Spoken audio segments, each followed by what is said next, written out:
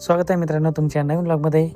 आणि आज आपण चाललो आहे रायगडला आणि तुम्ही बघू शकता आमचे जे 2 मॅनेजर आहेत ते मस्त पुढून एकदम फ्रंटनी सगळं लीड करताय आणि आम्ही पाठीमागे बसलेलो आहे तिघंजणं मस्तपैकी चिलमध्ये.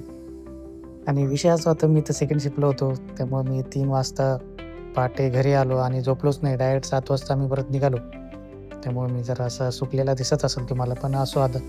विषय असा होता की विनयचं लग्न होतं, त्यासाठी आम्ही रायगड जिल्ह्यात गेलो आणि तिथं आम्हाला कळालं की इथं बल्लाळेश्वर मंदिर आहे, जे की गणपती मंदिर आहे.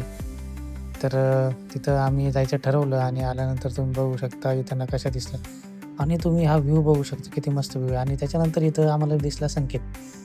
आमच्या अगोदरच आलेला होता तो, कारण की तो दुसऱ्या कारमध्ये होता, आम्ही दुसऱ्या गाडीत होतो. आणि आल्यानंतर आम्ही त्याला भेटलो आणि तुम्ही बघू शकता इथला कसले मस्त पेढ्याचे दुकान आहे. तिथं सगळे मोदक पेढे एवढंच होतं जास्त करून.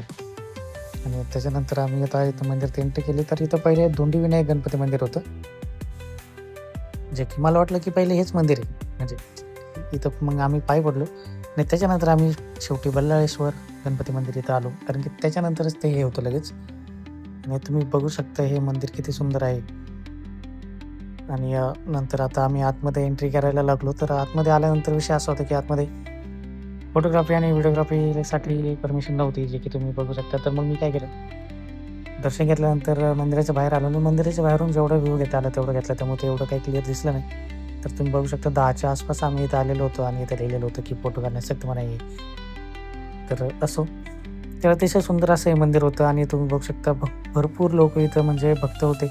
आणि इथं ते झाल्यानंतर मी बाहेर आलो आणि बाहेर आल्यानंतर इथला जरा बाहेरचा व्ह्यू घेतला.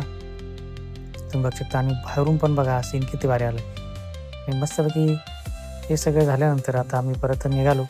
तर निघालो तर असं ठरलं की इथं आम्हाला कळालं की इथं गरम पाण्याचे कुंड आहेत, जे की माझ्यासाठी पण हे जरा नवीनच होतं. तर म्हणजे सगळ्यांसाठीच. तर आम्ही इथं पोहोचलो आणि आल्यानंतर इथं बघू शकता तुम्ही छोटंसं एक दुकान पण भेटलं, जिथं आम्ही चहा पिलो होतो, मस्त होता. आणि तेवढ्यात संकेत आणि राकेश आणि बाकीच्या टीमने पण आमच्या एंट्री केली आणि सगळे चालले इथं बघा हे आता गरम पाण्याचे कुंड बघण्यासाठी.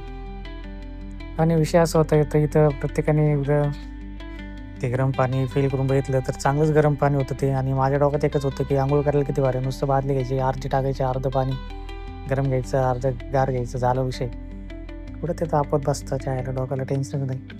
आणि त्याच्यानंतर आता बघू शकता तुम्ही प्रत्येकजण आपापल्या शार्प बुद्धीने तर्क लावत होतं की हे पाणी गरम कसं होत असेल. आणि सगळ्यांचं ते मेजर असं भयंकर असं डिस्कशन इथं चालू होतं, ते तुम्हाला सांगू नाही शकत मी.